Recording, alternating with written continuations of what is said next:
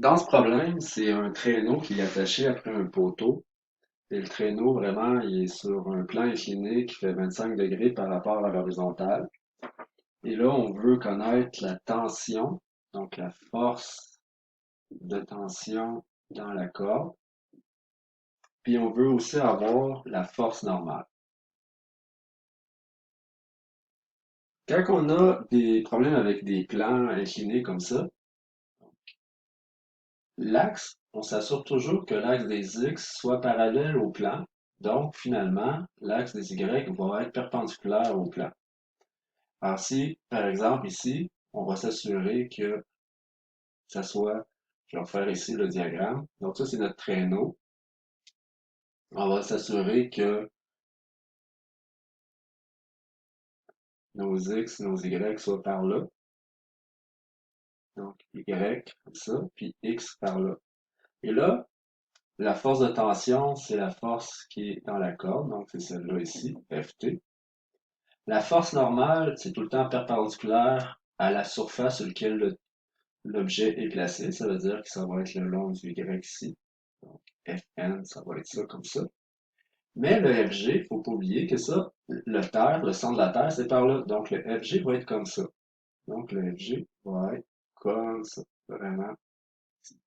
Pourquoi qu'on met l'axe de cette façon-là? Parce que dans le fond, la seule chose qui va être à décomposer dans ce cas-ci, parce que là, l'axe des Y est comme ça, ici. Ici, en Poitiers, c'est mon axe des Y. C'est seulement la force de gravité qui va être décomposée, tandis que si j'avais mis mon axe XY comme ça, comme d'habitude, ben, il aurait fallu que je décompose mon FT puis mon Fn dans ces composantes. Tandis que là, il y a juste la force de gravité qu'on va décomposer dans ces composantes, dans le fond, FGY comme ça, puis FGX comme ça, qui est par là. OK? Et là, étant donné que mon traîneau est attaché, qui bouge pas, ça veut dire que ma résultante, bien sûr, est égale à zéro. Ça veut dire que autant en X et en Y, ma résultante est zéro parce qu'il n'y a pas d'accélération. Puis en même temps, ben, c'est stable. Et il n'y a pas de vitesse constante non plus, c'est juste stable, ça bouge pas, donc résultante égale zéro. Maintenant, on va aller chercher nos valeurs. On va aller chercher Ft puis Fn. On va aller voir qu'est-ce qui se passe en X.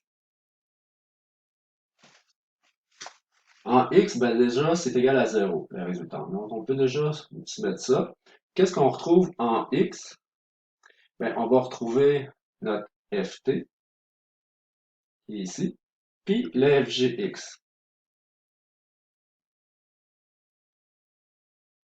Mais là, le Fgx, ben, le Fg, je peux aller le décomposer, parce que Fg, c'est quoi? On sait que c'est la masse fois la gravité. Ben là, la masse, je la connais, la gravité, je la connais. Alors là, déjà, je pourrais aller chercher ça. Mais en même temps, je peux aller aussi déjà aller chercher mon FGX ici. Parce que là, l'angle ici que le triangle, ça forme, c'est l'angle ici d'inclinaison. Parce qu'imagine que ça ici, si tout ta surface était comme ça, puis là, tu te fais pivoter, ça veut dire que l'angle que tu retrouves ici, c'est le même que l'inclinaison de ton plan, donc 25 degrés. Alors, dans le fond, mon FGX ici, ben, je sais qu'il va être négatif, parce que c'est une composante qui s'en va par là, parce que mes X positifs sont de ce côté-là, donc ça va être négatif. Alors, FG, ben, c'est quoi? C'est MG. Donc, MG, c'est quoi? Mais 14 fois 9,81, parce que c'est la gravité. Là, étant donné que j'ai déjà considéré le négatif, ici, je ne le mets pas négatif. Là, j'ai déjà considéré que c'était dans ce sens-là. Lui, il reste positif comme ça. Et là, dans ce cas-ci, c'est un sin, sin de 25 degrés. Donc là, ça va être ma composante FG, qui va être, dans ce cas-ci, moins 58 newtons comme ça. Maintenant, si je m'en vais voir mon FGY, ça va être négatif aussi parce que ça va dans l'autre sens. Donc, comme ça.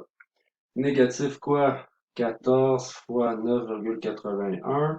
Là, c'est un cos de 25 degrés. Là, je vais avoir, dans ce cas-ci, bon, à peu près moins 124 newtons. Comme ça. Là, je m'en vais remplacer là-dedans ici. C'est-à-dire que ça, c'est 0. FT, c'est ce que je cherche. Je connais pas ça. Plus, je m'en viens remplacer ça. Moins 58 dans j'isole. Donc, ma force d'attention, c'est-à-dire dans la corde, est de 58 newtons. Donc, 58 newtons.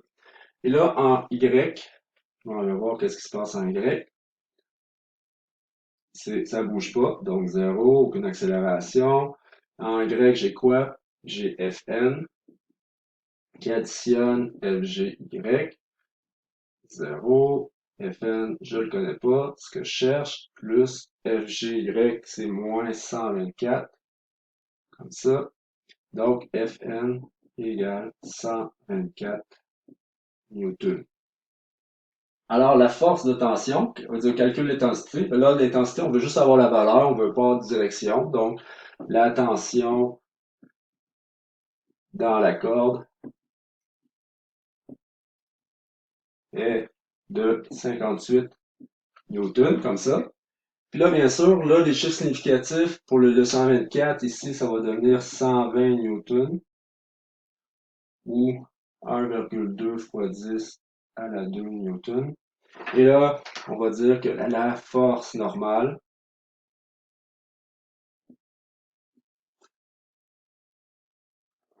qui agit sur le traîneau